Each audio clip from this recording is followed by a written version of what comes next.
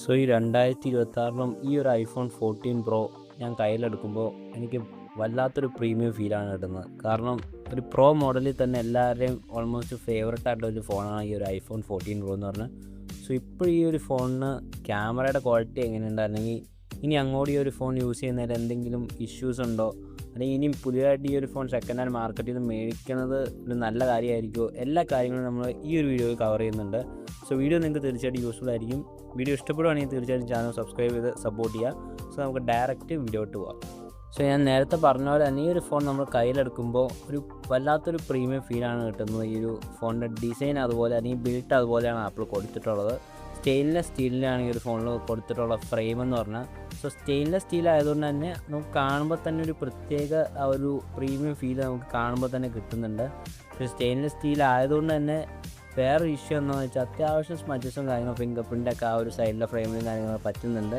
So ഞാനത് care ചെയ്യാറില്ല, കാരണം കേസ് ഇട്ടാണ് യൂസ് ചെയ്യുന്നത്. സോ മാക്സിമം കേസ് ഇട്ട് തന്നെ യൂസ് ചെയ്യാൻ ശ്രമിക്കുക. പിന്നെ കേസ് മേടിക്കുമ്പോൾ ക്വാളിറ്റിയുള്ള കേസും കാര്യങ്ങളൊക്കെ യൂസ് ചെയ്യുക, അല്ലെങ്കിൽ ആ ഒരു സൈഡ് ഫ്രെയിമിൽ ഈ ഒരു വൈറ്റ് ഡോട്ടും കാര്യങ്ങളൊക്കെ വരും. പിന്നെ ഈ ഒരു ഫോണിൻ്റെ ബിൽഡിനെ പറ്റി എടുത്ത് പറയാനൊന്നുമില്ല, കാരണം ക്യാമറ മൊഡ്യൂളൊക്കെ നമ്മൾ 13 പ്രോയിൽ കണ്ട സെയിം ക്യാമറ മൊഡ്യൂൾ സെറ്റപ്പ് കാര്യങ്ങളൊക്കെയാണ്. അതുപോലെ തന്നെ സെറാമിക് ഷീൽഡ്, IP68 ഈ ഒരു കാര്യങ്ങളൊക്കെ ടിപ്പിക്കലായിട്ട് എല്ലാ ഐഫോണിലും വരുന്നൊരു കാര്യമാണ്. സോ ഇതൊക്കെ ഇവിടെ റിപ്പീറ്റ് അടിച്ച് കൊടുത്തിട്ടുണ്ട്. ഞാനത് എടുത്ത് പറയുന്നില്ല ആ ഒരു കാര്യങ്ങളൊക്കെ ഉണ്ടെന്നൊന്നും, ജസ്റ്റ് മെൻഷൻ ചെയ്ത് പോയെന്നുള്ളൂ. പിന്നെ എനിക്ക് പറയാനുള്ളത് ഈ ഒരു ഫോണിൻ്റെ വെയ്റ്റിൻ്റെ കാര്യമാണ്. 206 ഗ്രാമാണ് ഈ ഒരു ഫോണിൻ്റെ വെയിറ്റ് വരുന്നത്. സോ വെയ്റ്റിനെ കുറിച്ച് സംസാരിക്കുകയാണെങ്കിൽ ഓവർ വെയ്റ്റോ കാര്യങ്ങളോ ഒന്നും അല്ല. നമ്മളിപ്പോൾ ലൈറ്റർ ആയിട്ടുള്ള ഐഫോൺസൊക്കെ യൂസ് ചെയ്തിട്ട് ഈ ഒരു ഫോണിലായിട്ട് സ്വിച്ച് ചെയ്യുമ്പോൾ നമുക്ക് ചെറിയൊരു വെയിറ്റ് കാര്യങ്ങളൊക്കെ ഫീൽ ചെയ്യും. എന്ന് വെച്ച് ഓവർ വെയിറ്റ്, കയ്യിലെടുക്കാൻ പാടില്ലാത്ത വെയിറ്റ് ഒന്നും ഈ ഒരു ഫോണിൽ കൊടുത്തിട്ടൊന്നുമില്ല. ജസ്റ്റ് നമ്മൾ നോർമലായിട്ടൊരു 180 ഗ്രാം അല്ലെങ്കിൽ 170 ഗ്രാമൊക്കെ യൂസ് ചെയ്തിട്ട് 206 ഗ്രാമൊക്കെ എടുക്കുമ്പോൾ ചെറുതായിട്ട് 100 ഒക്കെ യൂസ് ചെയ്യുമ്പോൾ ഒരു വെയിറ്റ് കാര്യങ്ങളൊക്കെ ഫീൽ ചെയ്യും. ആ ഒരു കാര്യം മാത്രമേ ഉള്ളൂ. സോ ഓവറോൾ ഈ ഒരു ബിൽഡിനെ പറ്റി പറയുകയാണെങ്കിൽ ഡിസൈൻ വൈസ് നോക്കുകയാണെങ്കിൽ 2026 നമുക്ക് കൊണ്ടു നടക്കാൻ പറ്റും. പുറത്തൊക്കെ എടുത്ത് യൂസ് ചെയ്യാനാണെങ്കിലും പ്രീമിയം ഡിസൈൻ ബിൽഡ് കാര്യങ്ങളൊക്കെ ഇപ്പോഴും ഈ ഒരു ഫോൺ നമുക്ക് തരുന്നുണ്ട്. അവിടെ ഒന്നും ഇഷ്യൂ കാര്യം, ഒരു ഔട്ട്ഡേറ്റഡ് ലുക്ക് അല്ലെങ്കിൽ ഒരു ഔട്ട്ഡേറ്റഡ് ഫീലോ കാര്യങ്ങളോ ഒന്നും അല്ല ഈ ഒരു ഫോൺ നമ്മൾ യൂസ് ചെയ്യുമ്പോൾ, അല്ലെങ്കിൽ ബിൽറ്റിൻ്റെ പോയിന്റ് ഓഫ് വ്യൂ നോക്കുവാണെങ്കിൽ നമുക്ക് തരുന്നത് അപ് ടു ഡേറ്റ് ആയിട്ടുള്ള ബിൽറ്റ് കാര്യങ്ങളൊക്കെ ഈ ഒരു ഡിവൈസ് നമുക്ക് തരുന്നുണ്ട്. ആപ്പിൾ ഈ ഒരു 14 പ്രോയിൽ 6.1 ഇഞ്ചിൻ്റെ XDR OLED സ്ക്രീനാണ് കൊടുത്തിട്ടുള്ളത്. സോ AMOLED സ്ക്രീനും കാര്യങ്ങളൊക്കെയാണ് ഈ ഒരു ഡിവൈസിൽ നമുക്ക് കിട്ടുന്നത്. പിന്നെ എടുത്ത് പറയേണ്ട ഒരു കാര്യം എന്ന് പറഞ്ഞാൽ 120 Hz റിഫ്രഷ് റേറ്റ് സപ്പോർട്ട് ചെയ്യുന്നുണ്ട് വിത്ത് പ്രോ മോഷൻ ഡിസ്പ്ലേ ആണ്. സോ ഈ ഒരു 120 Hz ആ ഒരു പ്രോ മോഷൻ ഡിസ്പ്ലേ അങ്ങനെ കൂടി ചേരുമ്പോൾ ഒടുക്കത്തെ സ്മൂത്താണ് ഈ ഒരു ഫോൺ യൂസ് ചെയ്യുമ്പോൾ. ആ ഒരു സ്ക്രോളൊക്കെ ചെയ്യുമ്പോഴാണെങ്കിലും നമ്മൾ ആപ്പൊക്കെ അങ്ങോട്ടും ഇങ്ങോട്ടും സ്വിച്ച് ചെയ്യുമ്പോഴാണെങ്കിലും വല്ലാതെ ബട്ടറി സ്മൂത്ത് എക്സ്പീരിയൻസ് ആണ് ഈ ഒരു ഫോണിൽ തരുന്നത്. സോ ആ ഒരു കാര്യത്തിൽ പെർഫെക്റ്റ് ഡിസ്പ്ലേ കാര്യങ്ങളൊക്കെയാണ് കൊടുത്തിട്ടുള്ളത്. പിന്നെ നമുക്കറിയാം ഈ ഒരു ഫോൺ തൊട്ടാണ് ആപ്പിൾ ഡൈനാമിക് ഐലൻഡ് ഇൻട്രൊഡ്യൂസ് ചെയ്തത്. സോ ഡൈനാമിക് ഐലൻഡിൻ്റെ കാര്യം പറയുമ്പോൾ ഈ ഒരു ഫോണിൽ അന്ന് ഡൈനാമിക് ഐലൻഡിൻ്റെ കാര്യം പറഞ്ഞപ്പോൾ നമുക്കൊക്കെ ചെറുതായിട്ടൊരു കളിയാക്കൊരു തമാശയൊക്കെ ആയിരുന്നു. പിന്നെ ഈ കുറച്ച് ആൾ നമ്മൾ സ്ക്രീൻഷോട്ട് അതുപോലെ തന്നെ സ്ക്രീൻ റെക്കോർഡൊക്കെ ചെയ്യുമ്പോൾ അതിനകത്ത് ഈ ഡൈനാമിക് ഐലൻഡ് ഇങ്ങനെ പതിഞ്ഞു വരുമായിരുന്നു. സോ അതൊക്കെ നമുക്ക് കുറച്ച് ഒരു വെറുപ്പ് തന്നൊരു കാര്യമാണ് ഈ ഒരു ഡൈനാമിക് ഐലൻഡിൻ്റെ ഭാഗത്തുനിന്ന്. പക്ഷേ ഇന്നിപ്പോൾ ഐഫോൺ 17 സീരീസൊക്കെ ഇറങ്ങി അതിനകത്തോട്ടൊക്കെ വന്നപ്പോൾ ആപ്പിൾ കുറച്ചുകൂടെ ഇവോൾവ് ചെയ്തിട്ടുണ്ട്. കാരണം നമുക്ക് യൂസ്ഫുള്ളായിട്ട് വേണ്ട കാര്യങ്ങളൊക്കെ ആ ഒരു ഡൈനാമിക് ഐലൻഡിൽ ആപ്പിൾ ഇൻക്ലൂഡ് ചെയ്ത് കൊണ്ടുവന്നിട്ടുണ്ട്. സോ അത് കുറച്ചുകൂടെ ഇപ്പോൾ നമുക്ക് ഡൈനാമിക് ഐലൻഡ് അത്യാവശ്യം യൂസ്ഫുൾ ആകുന്ന രീതിയിൽ ആപ്പിൾ മാറ്റിയെടുത്തിട്ടുണ്ട്. സോ അന്നത്തെ കാലത്ത് ഇത് ആദ്യമായിട്ട് ഇറക്കിയപ്പോൾ ഒരു സൈഡിൽ നിന്ന് ട്രോളും കാര്യങ്ങളൊക്കെ കിട്ടിയൊരു കാര്യമായിരുന്നു. പിന്നെ നമുക്ക് ഡൈനാമിക് ഐലൻഡും കൊണ്ടൊരു ഗുണം ഉണ്ടായെന്നു വെച്ചാൽ ആപ്പിൾ കംപ്ലീറ്റ്ലി ആ ഒരു നോച്ച് കാര്യങ്ങളില്ലാത്തൊരു ഫോണായിട്ട് മാറിയിട്ടുണ്ട്. സോ ഈ ഒരു 14 പ്രോ നോക്കിയാൽ നിങ്ങൾക്ക് കാണാം അത്യാവശ്യം ബെസൽസും കാര്യങ്ങളൊക്കെ എഡ്ജസിൽ കുറഞ്ഞിരിക്കുന്നുണ്ട്. ഒരു ഫുൾ സ്ക്രീൻ ഡിസ്പ്ലേ കാര്യങ്ങളൊക്കെ നമുക്ക് കിട്ടുന്നുണ്ട്. ഇപ്പോൾ 17 വന്നപ്പോൾ ഓൾമോസ്റ്റ് ബെസൽലെസ് സ്ക്രീനൊക്കെ ആയിട്ടുണ്ട്. സോ ഇവിടെ ഒരു ഒരു ബോർ ഫീലിംഗ് ഒന്നും നമുക്ക് ഡിസ്പ്ലേക്ക് നോക്കുമ്പോൾ തന്നെ നമുക്കൊരു പ്രീമിയം ഫീൽ കിട്ടുന്നുണ്ട്. ആ ഒരു ഡൈനാമിക് ഐലൻഡ് അതുപോലെ തന്നെ ആ ഒരു സൈഡിലെ ബെസൽസും കാര്യങ്ങളും അത്യാവശ്യം കുറഞ്ഞ് നിൽക്കുന്നതുകൊണ്ട് ആ ഒരു കാര്യങ്ങൾ നമുക്ക് ഫീൽ ചെയ്യുന്നുണ്ട്. പിന്നെ എക്സ്ട്രാ ഡിസ്പ്ലേനെ പറ്റി പറയാനുള്ളത് ഓൾവേസ് ഓൺ ഡിസ്പ്ലേ സപ്പോർട്ട് കാര്യങ്ങളൊക്കെ വരുന്നുണ്ട്. ഞാൻ അതിനെപ്പറ്റി ഒന്ന് എടുത്തു പറയുന്നത്, കാരണം ഓൾമോസ്റ്റ് ആൾക്കാരും ഓൾവേസ് ഓൺ ഡിസ്പ്ലേ ഒന്നും യൂസ് ചെയ്യാത്ത ആൾക്കാരുണ്ട്. പിന്നെ എന്തെങ്കിലും ഒരു വെറൈറ്റിക്കൊക്കെ വേണ്ടി യൂസ് ചെയ്താൽ അത്രയൊക്കെ ഉള്ളൂ ഓൾവേസ് ഓൺ ഡിസ്പ്ലേ എന്ന് പറഞ്ഞാൽ. കാരണം ബാറ്ററി നന്നായിട്ട് ഊറ്റിക്കൊണ്ട് വന്ന ഒരു സാധനമാണ് ഈ ഒരു ഓൾവേസ് ഓൺ ഡിസ്പ്ലേ. അതിപ്പോൾ ആൻഡ്രോയിഡ് ആയാലും ഐഫോൺ ആയാലും ഏതിലായാലും കണക്ക് തന്നെയാണ് ഈ ഓൾവേസ് ഓൺ ഡിസ്പ്ലേ. സോ ഞാൻ അതിനെപ്പറ്റി എടുത്ത് പറയുന്നില്ല.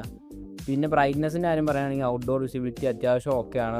ഡയറക്റ്റ് സൺലൈറ്റ് അല്ലെങ്കിൽ സൺലൈറ്റിലൊക്കെ യൂസ് ചെയ്യുകയാണെങ്കിലും അത്യാവശ്യം വിസിബിലിറ്റി കാര്യങ്ങളൊക്കെ നമുക്ക് ഈ ഒരു ഫോണിൽ നിന്ന് കിട്ടും. നമുക്ക് മാനേജ് ചെയ്ത് പോകാനായിട്ട് പറ്റും. വേറെ ഇഷ്യൂസോ കാര്യങ്ങളൊന്നുമില്ല.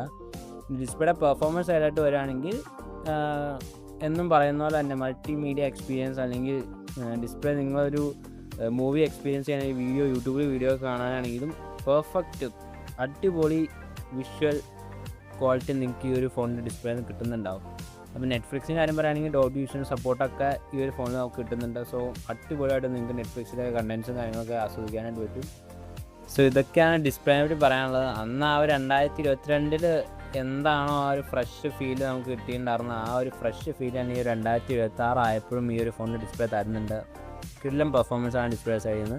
നല്ലൊരു എക്സ്പീരിയൻസും കിട്ടുന്നുണ്ട്. ആ ഒരു ഡീപ് ബ്ലാക്ക്സ് ആയാലും നിങ്ങൾക്ക് അറിയാലോ, AMOLED സ്ക്രീൻ, അതും ആപ്പിളിൻ്റെ LCD സ്ക്രീൻ വരെ കിടിലനായിട്ട് പെർഫോമൻസ് തരുന്നൊരു ബ്രാൻഡും കൂടെയാണ്. സോ ഈ ഒരു ഫോണിൽ കിടിലൻ പെർഫോമൻസ് ഡിസ്പ്ലേ സൈഡിൽ നമുക്ക് കിട്ടുന്നുണ്ട്. ഈ ഒരു ഫോണിൻ്റെ പെർഫോമൻസ് ആയിട്ട് നോക്കുകയാണെങ്കിൽ ആപ്പിളിൻ്റെ തന്നെ A16 Bionic എന്ന് പറഞ്ഞാൽ ഇപ്പോഴും പവർഫുൾ പെർഫോമൻസ് തരുന്ന ഒരു ചിപ്സെറ്റാണ് യൂസ് ചെയ്യുന്നത്. ഈ 2026 ആയാൽ പോലും ഒരു പെർഫോമൻസ് ഡ്രോപ്പോ അല്ലെങ്കിൽ ഇഷ്യൂസോ കാര്യങ്ങളോ വരുന്ന ഒരു ചിപ്സെറ്റ് ഒന്നും അല്ല. കിടിലനായിട്ട് ഇപ്പോഴും ഈ ഒരു ചിപ്സെറ്റ് അതിൻ്റെ പെർഫോമൻസ് നമുക്ക് തരുന്നുണ്ട്.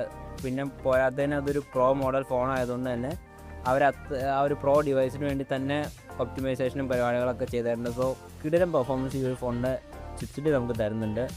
അതിപ്പോൾ നോർമൽ യൂസറൊക്കെയാണ് ഈ ഒരു ഫോൺ മേടിക്കുന്നതെങ്കിൽ അവരുടെ ഡേ ടു ഡേ ടാസ്ക് ഈ ഇൻസ്റ്റഗ്രാം നോക്കൽ, വാട്സപ്പ് അല്ലെങ്കിൽ ഈ ഒരു മൾട്ടിമീഡിയ സ്ട്രീമിങ് എല്ലാ കാര്യങ്ങളും പെർഫെക്റ്റ് സ്മൂത്തായിട്ട് നിങ്ങൾക്ക് നടന്നു പോയിക്കോളും. വേറെ ഇഷ്യൂസോ കാര്യങ്ങളൊന്നുമില്ല. ഇനി ഗെയിമേഴ്സിൻ്റെ കാര്യം പറയുകയാണെങ്കിൽ ഞാൻ എപ്പോഴും റെക്കമെൻഡ് ചെയ്യുന്ന ഒരു കാര്യമാണ് പ്രോ മോഡൽ iPhone ഗെയിമിങ്ങിന് മിനിമം മേടിക്കുക എന്നുള്ളത്.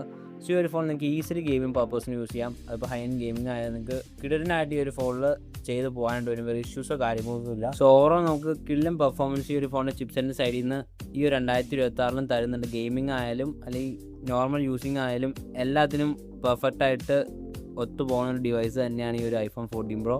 സ്റ്റിൽ നല്ല പെർഫോമൻസ് ഈ ഒരു ഫോണിൻ്റെ ചിപ്സെറ്റ് തരുന്നുണ്ട്.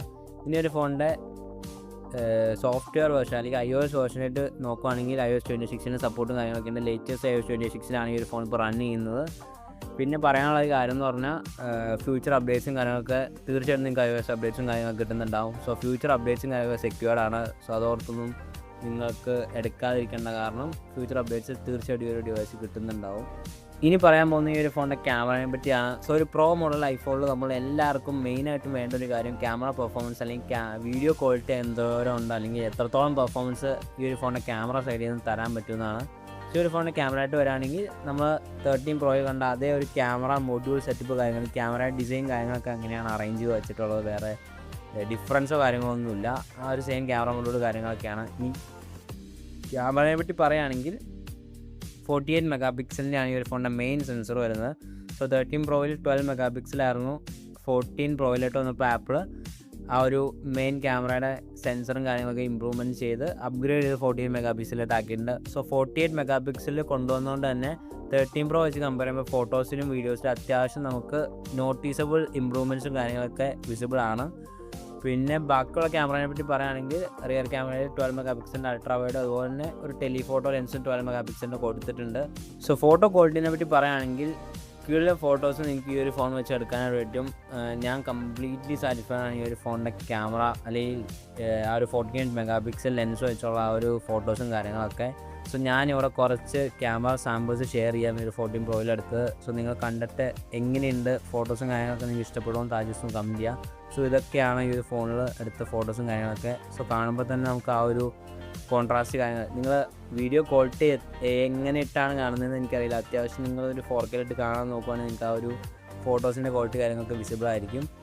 ഇനി ഒരു ഫോണിൻ്റെ റിയർ ക്യാമറ വീഡിയോ പെർഫോമൻസിനെ പറ്റി പറയുകയാണെങ്കിൽ 4K 60 FPS ആണ് മാക്സിമം വീഡിയോ സപ്പോർട്ട് വരുന്നത്. പിന്നെ കുറച്ചധികം മോഡ്സും കാര്യങ്ങളൊക്കെ വരുന്നുണ്ട്. സിനിമാറ്റിക് മോഡ് നമ്മൾ 13 Proയിൽ കണ്ട ആ ഒരു സിനിമാറ്റിക് മോഡ് ഈ 14 Proയിൽ കിട്ടുന്നുണ്ട്. അതുപോലെ തന്നെ 14 Proയിൽ അവതരിപ്പിച്ചൊരു കാര്യമാണ് ആക്ഷൻ മോഡ് എന്ന് പറഞ്ഞത്. എന്ന് വെച്ചാൽ നിങ്ങൾക്ക് കുറച്ച് ഓടിയൊക്കെ നടന്ന് വീഡിയോ എടുക്കാം, അല്ലെങ്കിൽ അങ്ങനെ ഹില്ലി ഏരിയാസിലൊക്കെ ഓടി നടന്നൊക്കെ വീഡിയോ എടുത്താലും സ്മൂത്തായിട്ട് സ്റ്റെബിലൈസ്ഡ് വീഡിയോസ് നിങ്ങൾക്ക് എടുക്കാം. അതാണ് ആക്ഷൻ മോഡ് എന്ന് പറഞ്ഞാൽ. സോ ആ ഒരു കാര്യം ഇവിടെ വരുന്നുണ്ട്. പിന്നെ നമുക്ക് പ്രോറസ് എന്ന് പറഞ്ഞാൽ ഒരു സിനിമാറ്റിക് ലെവൽ വീഡിയോഗ്രാഫിക്ക് വേണ്ടിയാണ് പ്രോറസ് സപ്പോർട്ടും കാര്യങ്ങളൊക്കെ കൊടുത്തതാണ്. സോ ആ ഒരു പ്രോറസ് വെച്ച് അത്യാവശ്യം സ്റ്റോറേജ് എടുക്കുന്ന ഒരു കാര്യമാണ് ഈ പ്രോറസ് എന്ന് പറയുന്നത്. സോ നിങ്ങൾക്ക് ഒരു എക്സ്റ്റേണൽ ഡിവൈസൊക്കെ കണക്ട് ചെയ്തിട്ടായിരിക്കും, സ്റ്റോറേജ് ഡിവൈസ് കണക്ട് ചെയ്തിട്ടായിരിക്കും ഈ ഒരു പ്രോറസ് പ്രോപ്പറായിട്ട് ഉപയോഗിക്കാൻ പറ്റുക.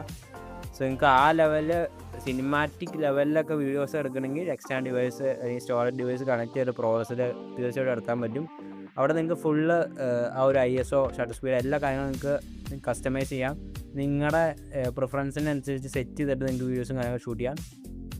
ആ ഒരു കാര്യമാണ് ഈ ഒരു പ്രോ റെസൊല്യൂഷൻ വീഡിയോഗ്രാഫി എന്ന് പറഞ്ഞാൽ. പിന്നെ ഓവറോൾ ഞാൻ പറയേണ്ട ആവശ്യമില്ല, ഒരു ലെജൻഡറി അല്ലെങ്കിൽ ഒരു ബീസ്റ്റ് പെർഫോമൻസ് ആണ് ഈ ഒരു ഫോണിൻ്റെ വീഡിയോ എന്ന് പറഞ്ഞാൽ. ഒന്നാമത് ഐഫോണിൻ്റെ വീഡിയോ ക്വാളിറ്റി എന്ന് പറഞ്ഞാൽ ടോപ്പ് നോച്ചാണ്. സോ ഈ ഒരു ഫോണിലോട്ട് വരുമ്പോൾ കീഴിലും വീഡിയോ ക്വാളിറ്റി ആണ് ഈ ഒരു ഫോൺ തരുന്നത്. നിങ്ങൾക്ക് പ്രോപ്പറായിട്ട് വീഡിയോ എടുക്കാൻ അറിയുന്ന ഒരാളാണ്, അല്ലെങ്കിൽ വീഡിയോഗ്രാഫി ഫോട്ടോഗ്രാഫി ഒക്കെ പ്രോപ്പറായിട്ട് ചെയ്യാൻ അറിയുന്ന ഒരാളാണെങ്കിൽ നിങ്ങൾക്ക് കിടിലം ഫോട്ടോസും വീഡിയോസും ഈ ഒരു ഫോൺ വെച്ച് ഷൂട്ട് ചെയ്തെടുക്കാനായിട്ട് പറ്റും. അത് ഈ 2026 ക്യാമറയ്ക്ക് അപ്ഡേറ്റ്സ് വന്ന് ക്യാമറ ക്വാളിറ്റി കളഞ്ഞു അങ്ങനെയൊക്കെ ഞാൻ കുറച്ച് ഇതൊക്കെ കേൾക്കാറുണ്ട്. ഞാൻ ചിരിച്ച് ചിലപ്പോൾ കമൻസ് വിടും. സോ അങ്ങനെയൊന്നുമില്ല, പ്രോപ്പറായിട്ട് നിങ്ങൾക്ക് വീഡിയോസ് എടുക്കാൻ അറിയുന്ന ഒരാളാണെങ്കിൽ കിടിലനായിട്ട് നിങ്ങൾക്ക് ഫോട്ടോസും വീഡിയോസും ഈ ഒരു ഫോൺ വെച്ച് എടുക്കാനായിട്ട് പറ്റും. നല്ല ക്വാളിറ്റി ഔട്ട്പുട്ട് ഈ ഒരു ഫോണിൻ്റെ ഫോട്ടോ അല്ലെങ്കിൽ video department, camera department overall തരുന്നുണ്ട്. വേറെ ഇഷ്യൂസോ കാര്യങ്ങളൊന്നുമില്ല. സോ ക്യാമറയുടെ ഭാഗത്ത് ഞാൻ കംപ്ലീറ്റ്ലി സാറ്റിസ്ഫൈഡ് ആണ്. സോ ഇനി പറയാൻ വിട്ടുപോയ കാര്യമാണ് ഫ്രണ്ട് ക്യാമറയെ പറ്റി. അവിടെ പറയാനൊന്നുമില്ല, 12 മെഗാ പിക്സലിൻ്റെ സെയിം 13 ലെൻസും കാര്യങ്ങളൊക്കെയാണ്. അതുപോലെ തന്നെ 4K 60 FPS ആണ് മാക്സിമം വീഡിയോ സപ്പോർട്ട് വരുന്നത്. സോ അവിടെയും കുറച്ച് ആ ഒരു ഡോൾബി വിഷൻ്റെ സപ്പോർട്ട് അങ്ങനെയുള്ള കാര്യങ്ങൾ, HDR 10+ ഈ ഒരു കാര്യങ്ങളൊക്കെ കൊടുത്തിട്ടുണ്ട്. വേറെ ഇമ്പ്രൂവ്മെൻറ്റ്സ് സെൽഫി ക്യാമറയിൽ ആപ്പിൾ 14 Pro കൊടുത്തിട്ടൊന്നുമില്ല. സോ ഇതൊക്കെയാണ് ഈ ഒരു ഫോണിൻ്റെ ക്യാമറ സൈഡിൽ എന്ന് പറയുന്നത്. So completely satisfied. ഇപ്പോൾ നിങ്ങൾ കോണ്ടൻറ്റ് ക്രിയേഷൻ തുടങ്ങാനാണ്, അല്ലെങ്കിൽ റീൽസ് ചെയ്യുന്ന ഒരാളാണ്, വ്ളോഗിങ് ഒക്കെ ചെയ്യാൻ നിങ്ങൾ പ്ലാൻ ഉണ്ട് അല്ലെങ്കിൽ ചെയ്തുകൊണ്ടിരിക്കുന്ന ആളാണ്, അപ്ഗ്രേഡ്സ് അല്ലെങ്കിൽ നിങ്ങൾ അതിന് വേണ്ടി ഒരു ക്യാമറ സെറ്റപ്പ് ഒക്കെ നോക്കുന്നുണ്ടെങ്കിൽ തീർച്ചയായിട്ടും ഈ ഒരു 14 Pro ഇപ്പോഴും നിങ്ങൾക്ക് കൺസിഡർ ചെയ്യാം. സെക്കൻഡ് മാർക്കറ്റിൽ അവൈലബിൾ ആണ്. ഇപ്പോൾ അത്യാവശ്യം ബഡ്ജറ്റ് റേഞ്ചിലോട്ടും കയറി വരുന്നുണ്ട്. സോ തീർച്ചയായിട്ടും ക്യാമറ പർപ്പസിന് നിങ്ങൾക്ക് ഈ ഒരു ഫോൺ ഞാൻ ഉറപ്പായിട്ട് റെക്കമെൻഡ് ചെയ്യും. ഇനി ഒരു ഫോണിൻ്റെ ബാറ്ററിയുടെ സൈഡിലോട്ട് വരികയാണെങ്കിൽ 3200 mAh ബാറ്ററിയാണ് ഈ ഒരു ഫോണിൽ കൊടുത്തിട്ടുള്ളത്. സോ അത്യാവശ്യം സാറ്റിസ്ഫൈഡ് ആണ് ബാറ്ററി ബാക്കപ്പിൽ നിന്ന്. കുഴപ്പമില്ലാത്തൊരു ബാറ്ററി ബാക്കപ്പ് കിട്ടും. നോർമൽ യൂസറൊക്കെ ആണെങ്കിൽ തീർച്ചയായിട്ടും സഫിഷ്യൻറ്റ് ബാറ്ററി തന്നെയാണ് ഈ ഒരു 3200 mAh എന്ന് പറഞ്ഞാൽ. വേറെ ഇഷ്യൂസ് കാര്യങ്ങളൊന്നും അവിടെ ഇല്ല. പിന്നെ നിങ്ങൾ ഹെവി യൂസർ ആണെങ്കിലാണ് ഒരു 2 തവണയൊക്കെ ചാർജ് ചെയ്യേണ്ടതായിട്ട് വരും. അവിടെ നിങ്ങൾ ഹെവി യൂസർ ആണെങ്കിൽ ചിലപ്പോൾ നിങ്ങൾക്ക് അഡ്ജസ്റ്റ് ചെയ്ത് പോകാൻ ബുദ്ധിമുട്ടായിരിക്കും ഈ ഒരു ഫോണിൻ്റെ ബാറ്ററി ബാക്കപ്പിനോട്. നോർമൽ യൂസർക്ക് ഓക്കെയാണ്, എന്നാലും തരക്കേടില്ലാത്ത ബാറ്ററി ബാക്കപ്പ് ഈ ഒരു ഫോൺ തരുന്നുണ്ട്. വേറെ ഇഷ്യൂസ് കാര്യങ്ങളൊന്നും അവിടെയൊന്നുമില്ല. പിന്നെ നമുക്ക് ഒരു വേസ്റ്റ് ഫീലിംഗ് കിട്ടുന്നത് തന്നെ സ്ലോ ചാർജിങ് ആണ്. സോ ഇന്നത്തെ കാലത്ത് നമുക്ക് അത്യാവശ്യം ഫാസ്റ്റ് ചാർജിങ് കിട്ടുന്ന ഫോൺസ് ഇഷ്ടം പോലെ അവൈലബിൾ ആണ്. സോ സ്ലോ ചാർജിങ് ആണ്, ആ ഒരു കാര്യത്തിൽ നിങ്ങൾ വിട്ടുവീഴ്ച ചെയ്യേണ്ടതായിട്ട് വരും. പിന്നെ പറയാനുള്ളതെന്ന് പറഞ്ഞാൽ ലൈറ്റ്നിങ് ആണ് ഈ ഒരു ഫോണിൻ്റെ ആ ഒരു ചാർജിങ് പോർട്ട് എന്ന് പറഞ്ഞാൽ. സോ നിങ്ങളിപ്പോൾ എനിക്ക് തോന്നുന്നു ഇപ്പോൾ നമ്മളെല്ലാവരും തന്നെ ടൈപ്പ് സിയിലോട്ട് യൂസ്ഡ് ആയിട്ടുണ്ട്. സോ ഈ ഒരു ലൈറ്റ്നിങ് എന്ന് പറയുമ്പോൾ ഇപ്പോൾ നിങ്ങൾ അത്യാവശ്യം എവിടെയെങ്കിലും പോകുമ്പോൾ നിങ്ങൾക്ക് ചാർജ് കുത്തിയിട്ടുണ്ടെങ്കിൽ നിങ്ങൾ ഈ ഒരു ലൈറ്റ്നിങ് കേബിൾ തന്നെ കൈ പിടിച്ചുകൊണ്ട് പോകണം. സോ അതൊക്കെയാണ് ഈ ഒരു 2026 ചെറിയൊരു നെഗറ്റീവ് എന്ന് ബാറ്ററി സൈഡിലോട്ട് പറയാനുള്ളത്. ഈ ഒരു വർഷത്തേക്ക് അല്ലെങ്കിൽ ഇനി അങ്ങോട്ട് ഈ ഒരു ഫോൺ നോക്കണമെന്ന് ചോദിക്കുകയാണെങ്കിൽ തീർച്ചയായിട്ടും നിങ്ങൾക്ക് കൺസിഡർ ചെയ്യാവുന്ന ഒരു ഫോണാണ് ഈ ഒരു 14 Pro. നല്ല ക്യാമറ വരുന്നുണ്ട്, അതുപോലെ തന്നെ ഡിസ്പ്ലേ വരുന്നുണ്ട്. ബിൽട്ട് ആയാലും ഔട്ട്ഡേറ്റഡ് ലുക്കോ കാര്യങ്ങളൊന്നുമല്ല. സോ ഓവറോൾ നിങ്ങൾക്ക് ഈ ഒരു ഫോൺ തീർച്ചയായിട്ടും കൺസിഡർ ചെയ്യാൻ പറ്റുന്ന ഡിവൈസാണ്. സോ നല്ലൊരു ഡീൽ പ്രൈസിൽ നല്ല ക്വാളിറ്റി ഉള്ള ഫോൺ നോക്കി മേടിക്കുക. പിന്നെ മേടിക്കുമ്പോൾ 256 GB എങ്കിലും മിനിമം മേടിക്കാൻ ശ്രമിക്കുക. സോ ഈ വീഡിയോ നിങ്ങൾക്ക് യൂസ്ഫുൾ ആയെന്ന് വിശ്വസിക്കുന്നു. വീഡിയോ ഇഷ്ടപ്പെടുകയാണെങ്കിൽ തീർച്ചയായിട്ടും ചാനൽ സബ്സ്ക്രൈബ് ചെയ്തിട്ട് ആ ഒരു വീഡിയോ ഒന്ന് ലൈക്ക് ചെയ്ത് സപ്പോർട്ട് ചെയ്യുക. സോ ഇതിന് ഇൻട്രസ്റ്റിംഗ് വീഡിയോ കാണുന്നതായിരിക്കും. This your friend signing out from tech sport. Good bye.